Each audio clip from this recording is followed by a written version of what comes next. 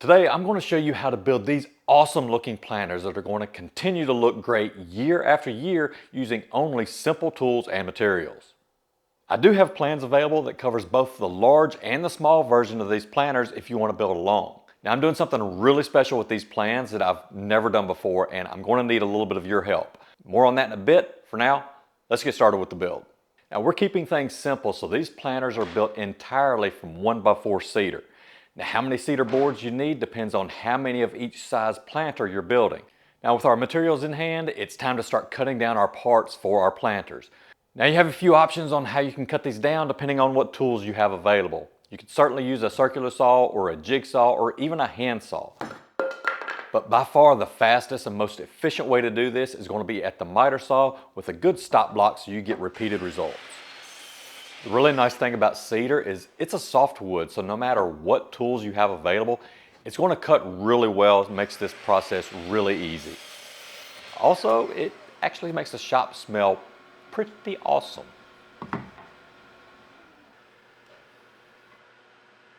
Now I'm going with cedar on these planters because cedar has a really nice natural rot resistance, so it's going to last for many years out in the elements.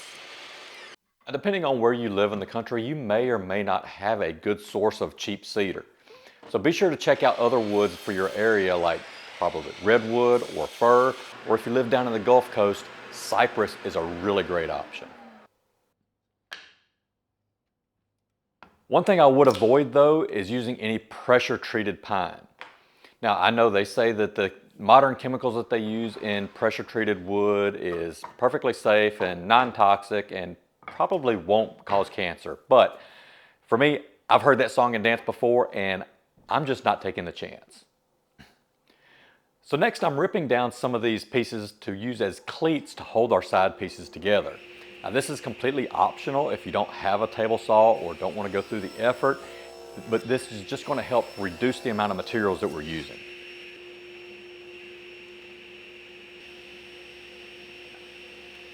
A really nice thing about these 1x4s is they're already S3S. That means they've been milled on two edges and one face. It's already flat and smooth. That's going to save me a ton of time by not having to run them through the planer or sand them down flat. So as I'm building the planter, I just want to make sure that I've got the flat, smooth face on the outside, and then the rough face is going to be on the inside, hidden within the planter. Now before we assemble the sides, one thing I really like to do is to use a chamfer bit on my router and add a small chamfer to each of the edges. This is a small detail that adds a really nice shadow line to the side of our planters. It also does a great job of hiding any inconsistencies or minor misalignments on the boards when we assemble the planter. It's the small details like this that are really going to add a much more higher level professional look to your projects.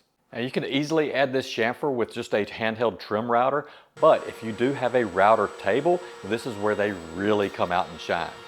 You can do this much faster at a router table setup by taking the workpiece to the bit instead of the tool to the work.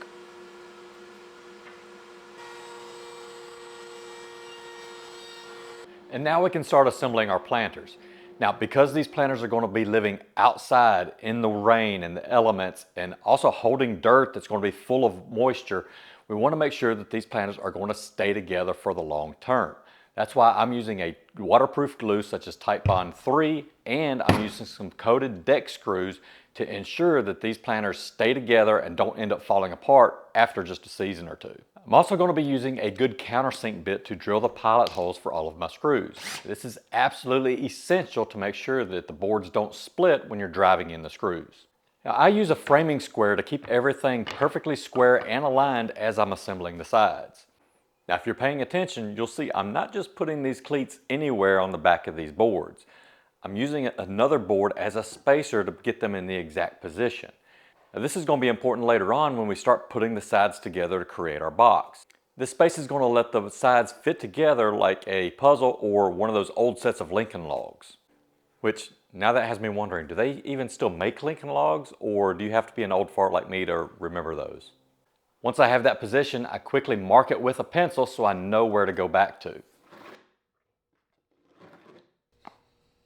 Now I can just add my glue and put my cleat in position. Then it's just a matter of drilling my pilot holes and driving in some screws to hold everything together.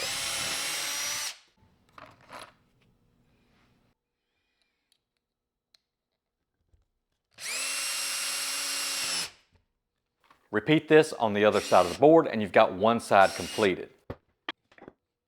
Now we'll keep doing this to build up all of our sides and batch those out before we assemble the full planters. Breaking a project down into smaller components like this to assemble later is called building with sub-assemblies. Sub-assemblies are an excellent way to take larger complex projects and simplify them, making the building process much faster and easier. It's also much easier to stack and store those sub-assemblies in your shop than it is a fully completed and assembled project, which may be much more difficult to move around. And if you're doing the much larger planters, the two side sub-assemblies are done the exact same way as the smaller ones. The only difference is these get two additional cleats in the middle to help keep the boards together and aligned. Now let's assemble our boxes. And if you've been following the plans up to this point, you'll see that the sides fit together almost like two puzzle pieces coming together. They should each fit perfectly inside the space created by the other one. Now we'll attach these with deck screws going through the sides and into the cleat of the adjoining piece.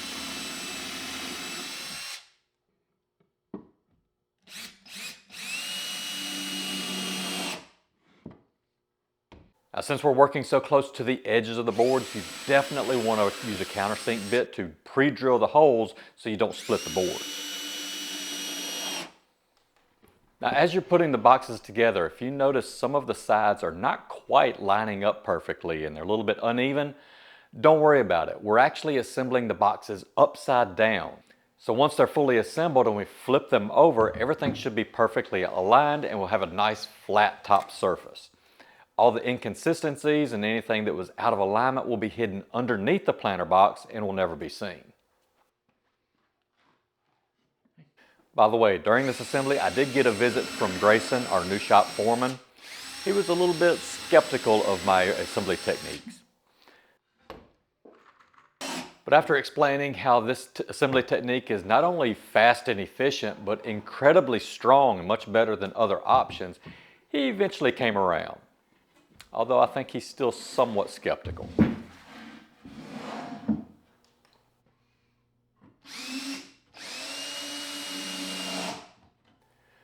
And once you've got your sides all screwed together, you could stop here and have a pretty decent planter.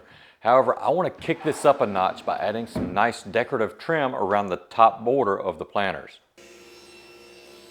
I want this trim to have a little bit of an overhang, so I'm cutting these down to about 2.5 inches wide. Then at the miter saw, I can cut my 45-degree angles for a nice miter joint.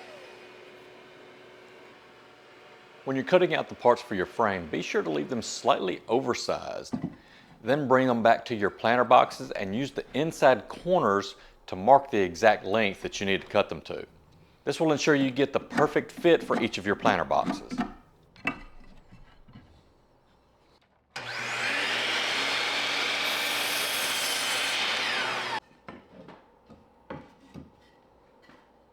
To make sure my frames stay nice and square, I'm going to assemble them on my work surface and then tack them together with just some brad nails.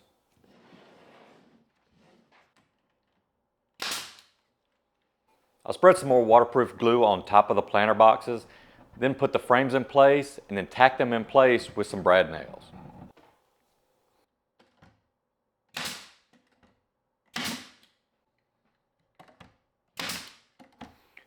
To ensure these don't go anywhere and they don't warp and twist and peel away from the top of the boxes, I'm going to hold them in place with some more deck screws.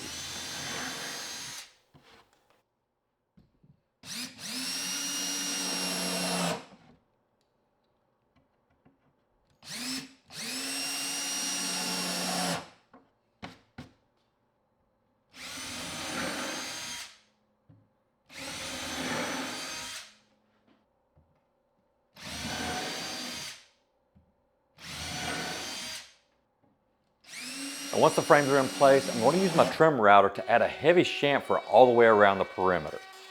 This chamfer is going to remove any sharp edges and prevent splintering of the wood, but it also just adds a really nice detail to the top of the planter. Before we add the legs to our boxes, this is the perfect time if you want to add any paint or stain to your planter boxes. Now this step is completely optional, but just be aware if you don't put anything over this cedar, it's going to very quickly turn into a silveryish gray color. Since I want to preserve this reddish brown color to the cedar, I'm using a deck sealer with a natural tint to it. You could apply the stain with brush or just some rags, but I found it goes on very quick and easy with a paint roller. Now to add a little bit of contrast, I decided to go with a black exterior paint on the trim and on the legs for the planter boxes. Now you could certainly go with deck stain over the entire planter if you like, or experiment with other colors that may look great as well. Now it is really easy to paint the trim pieces while they're on the planter, but for the legs, make sure to paint those before you attach them. That way they're laying flat and it's a lot easier to get all the sides plus the front and the back, because it's going to be really difficult to get those inside corners once they're on the planter. Once your paint and stain is dried, it's time to flip the box over and attach our legs. Now the legs go on very easily like this, where they register against the bottom portion of the top trim. There's two leg pieces for each corner. One is going to go flush with the side of the box and the other one is going to go adjacent to it, kind of overlap that side. You want to make sure to use plenty of deck screws to hold these legs on, because they're going to be holding up a lot of weight. Because remember, these legs are not just holding up the box, they're also going to be holding up a lot of soil and plants and water. So we want to use plenty of screws to make sure we've got enough strength to hold everything up. Now I mentioned earlier that I'm doing something really special with these plans, and for the next 30 days I am giving away 100% of the proceeds to the Purple Heart Project. Now as many of you are already aware, I'm a veteran myself, so I really appreciate organizations that go above and beyond to help out veterans and their families. The Purple Heart Project provides a set of professional grade hand tools to a veteran, plus a full scholarship to a week-long training course with Rob Kossman. There, the veterans get to learn awesome woodworking techniques and how to use their hand tools. They also get to connect with a community of other veterans and woodworkers that know what they're going through. And that's where I'm asking for your help. Down in the description, you'll find a link to purchase the plans, or if you prefer, there's a link where you can donate directly to the Purple Heart Project. It would also be a huge help if you would share this video, because the more people we can get involved, the more veterans we can support.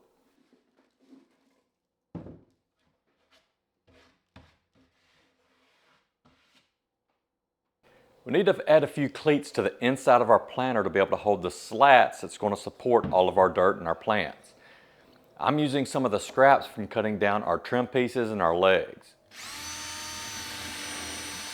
These are going to hold a lot of weight, so be absolutely sure that you use the waterproof glue and screws to hold these in place. And you certainly want to make sure that you countersink before you drill those screws in, because these thin pieces will split if you don't.